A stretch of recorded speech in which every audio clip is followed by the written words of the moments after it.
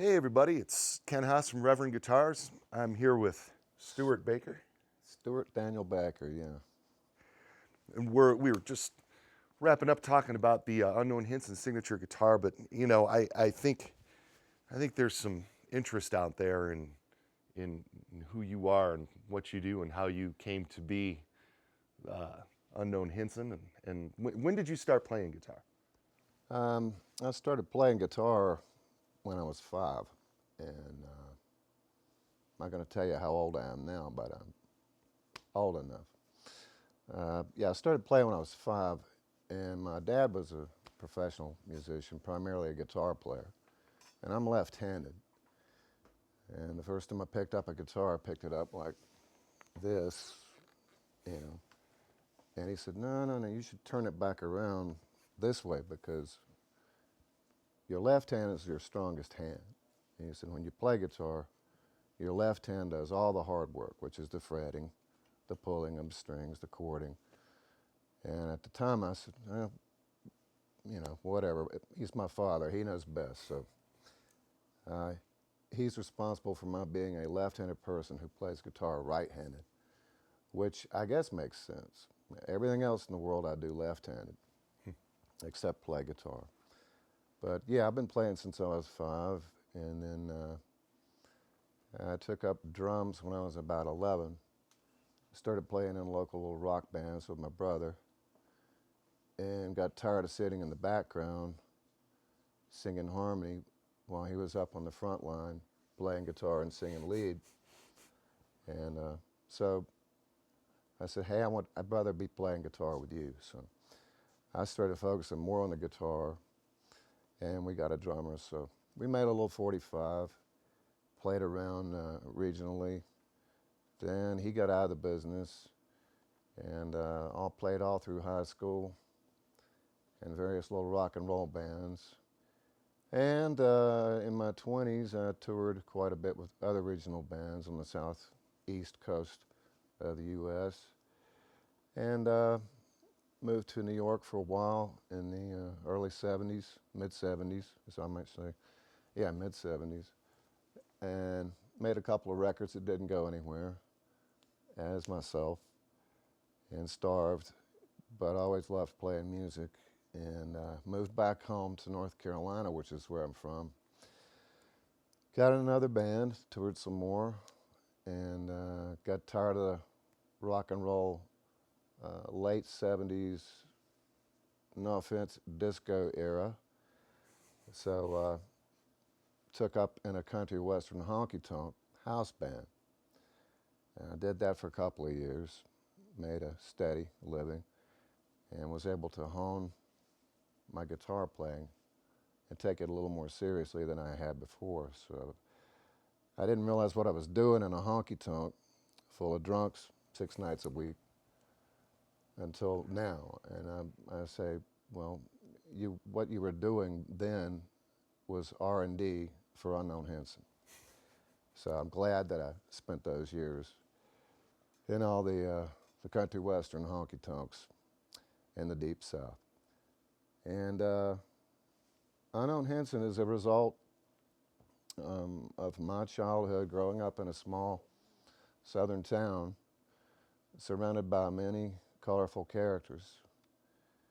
And there are a few Hinsons in the county from which I'm from, but we won't name any by name.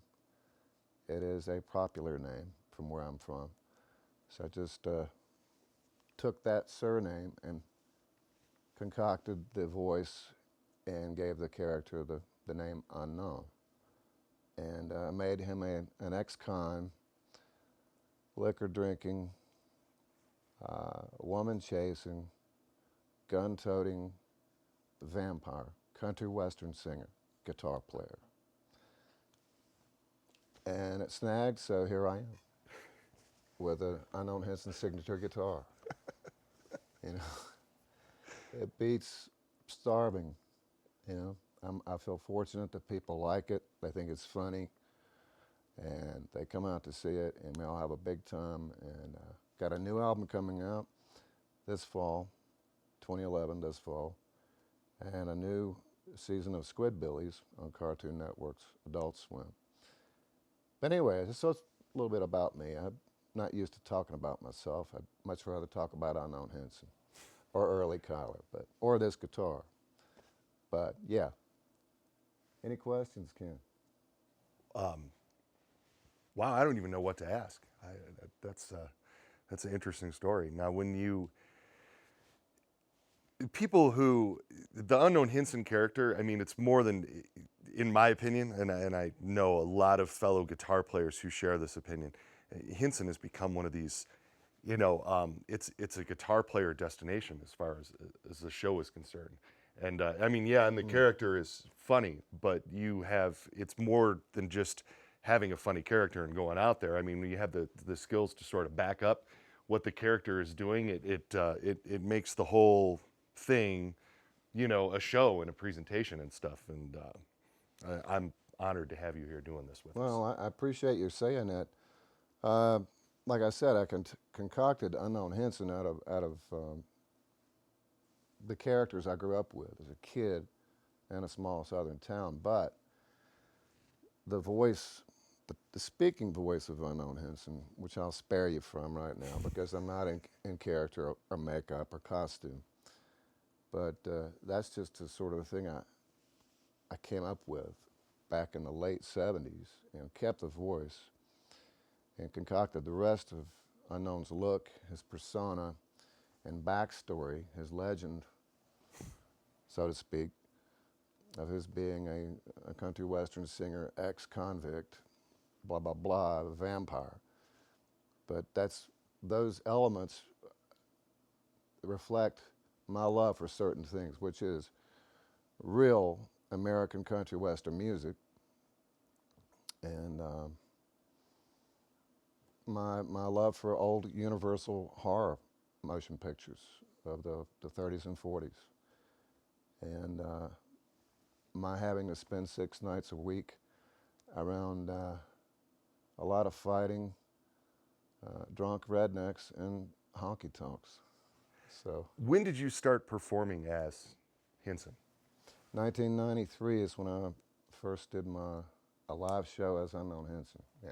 And now how soon after that was 20 chart toppers, or did you sort of have everything ready to go? 21 chart toppers. 21 I was doing a cable access show in Charlotte called the Unknown Hinson Show, in which it was just short video, vignettes of the days in the life of Unknown Hinson.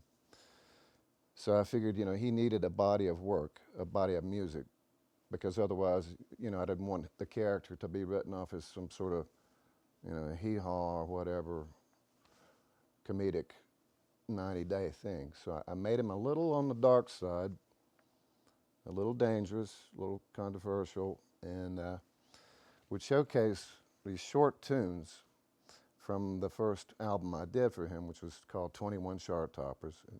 It's 21 songs, but each song's about 1.5 minutes to 2 minutes long, because they were done as video clips on the cable access show. Okay. And then, of course, I followed that up with The Future is Unknown. And then I did a couple of CDs for Capitol, Rock and Roll is Straight from Hell, and the revised Future is Unknown. And then I did an album called Target Practice and Live and Undead. And I've got a current album in the works right now, which will be out this fall. Live and Undead is a great sounding live record, and that was before we started doing the signature model, and you're using the Club King 290 on that record, and that another thing on the CD you can hear him working the bass contour control within songs like Fish Camp Warmers and the solo. You can hear these things coming in and out. It's really it's cool. That's my favorite of the records. And usually the live album is my least favorite of records from bands and stuff, but the live album really kicks it. And so now you have a new record coming out shortly. Yeah, very shortly. Late 2011. I would say middle of the fall. Okay. And for me, that's anywhere from first week of October to first week of November. So. Does the new record have a name yet? Yeah. But you're not going to tell us. Can't say it just yet. Got a lot of working titles, but I think I've nailed it down to one. I one had to title. ask. No, I don't mind you asking, but if you don't mind Yep. not Nope. telling Not me. at all. Not at all. Not at all. But no, it's got more chart toppers. It's a bit of a departure. That's what Unknown calls all of his songs chart toppers. He only claims to write chart topping hits. He doesn't write any number twos, just number one, chart topping hits. And for more information on Unknown Hinson, you can obviously go to YouTube or unknownhinson.com. Yeah. And for more information on the Unknown Hinson signature guitar, you can check out reverendguitars.com, and you can also check out Wildwood Guitars. Thanks. Thank you.